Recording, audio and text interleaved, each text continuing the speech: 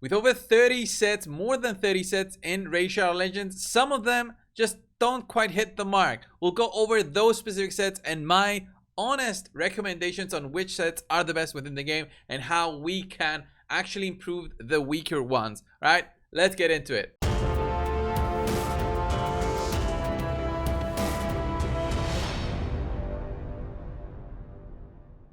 Alright guys, so if you don't know which page I'm looking at right now, this is actually within the game. If you didn't know, if you go to your artifacts, if you click on filter right here, you'll see the small eye on the top. You click on it and there's a ton of good advice in terms of gearing. You should go over it if you're a brand new player within the game. You should definitely go over this page slowly at your own page, read it through, because this is very important information for you to better understand the game.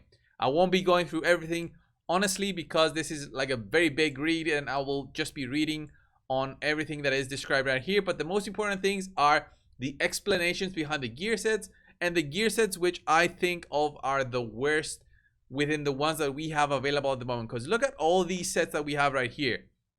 We get their drop location as well on the right hand side, and then we have the two final ones being the stone skin, the protection set from the Hydra.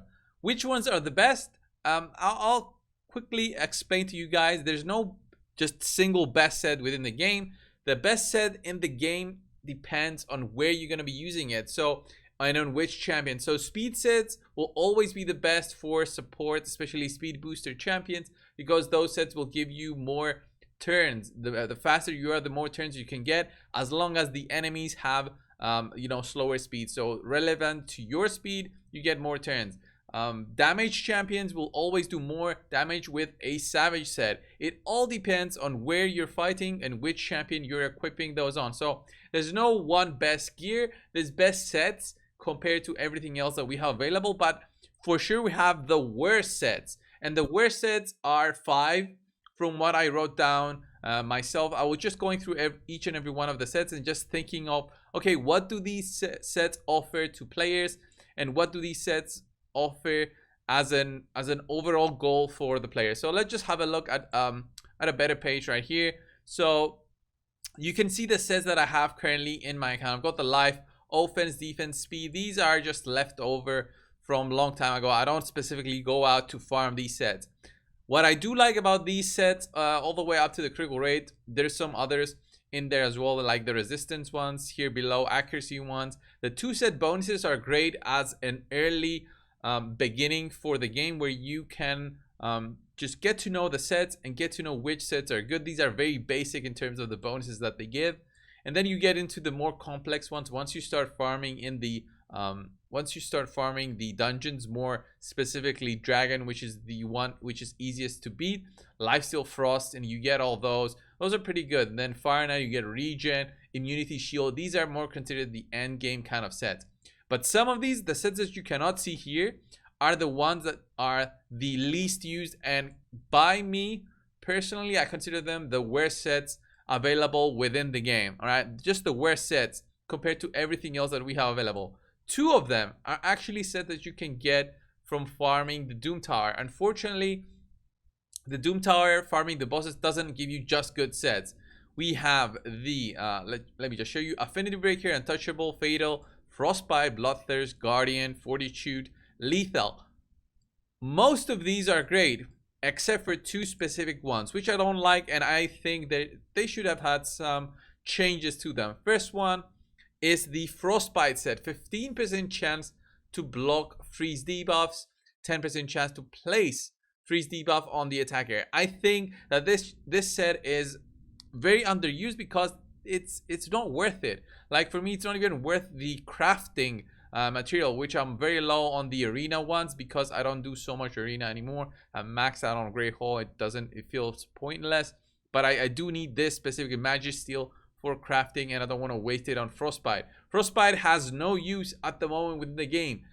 Not only it is a chance, because remember, RNG Shadow Legends, 15% chance to block a freeze. So again, 85% chance to not block it. And if that wasn't enough, you only have 10% chance to place a freeze debuff on the attacker. So that's alright. That's That's like having a free set on you. It works the same way as the free set, but instead of being a 4 set bonus, this one's a 2 set bonus. I just don't like it, as I said, as a whole, because of that small percent chance to block the freeze debuffs. You need like 6 pieces to block it at 45% chance. That's still a lot of chance. It's more than 50% chance for the freeze to land on your champions. I don't like this set. I would like to see the chance to go a little bit higher, maybe even up to 25% chance, to make it the way to eliminate those freezes that you can potentially get from enemies. But again, I mean, the immunity set is better for that. You're either gonna be blocking out the freezes, or you're gonna be placing freezes when they attack you. It's one of the two. I just don't like it. As I said, I think it should be improved. The chance to actually place freeze should be improved as well, just for it to make sense over the free set, and also to make sense as a Doom Tower reward, because as an example, Bloodthirst is a better lifesteal set. So this one should be a better free set, at least if you had 4 pieces equipped, in my personal opinion. So they should definitely change this up a little bit, improve it. As I said, increase the chances maybe to 20%, maybe 25% is a little bit too much. And then let's have that chance to freeze when you get attacked a little bit higher, to make it extremely good to have more and more set bonuses. After that, we have the Affinity Breaker set. So this does give critical damage boost. I like that. All right, it's very simple to understand. But then after that, it's a 20% chance to change the weak hit into critical hits. So the weak hits, what they are is, if you're attacking, so let's say you're blue, you're magic, you're attacking a force target, you're gonna do a weak hit on it on a 35% chance. This doesn't make that 35% chance to 15% chance.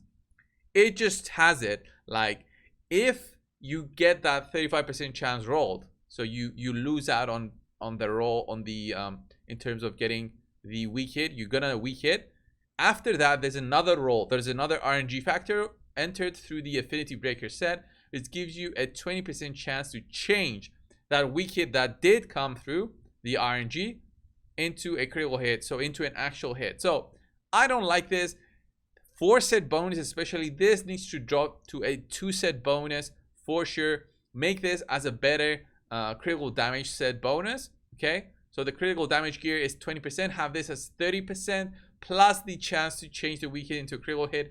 I would definitely consider this as a 2-set bonus on a damage hero, let's say my Royal Guards or my Husks for the Hydra.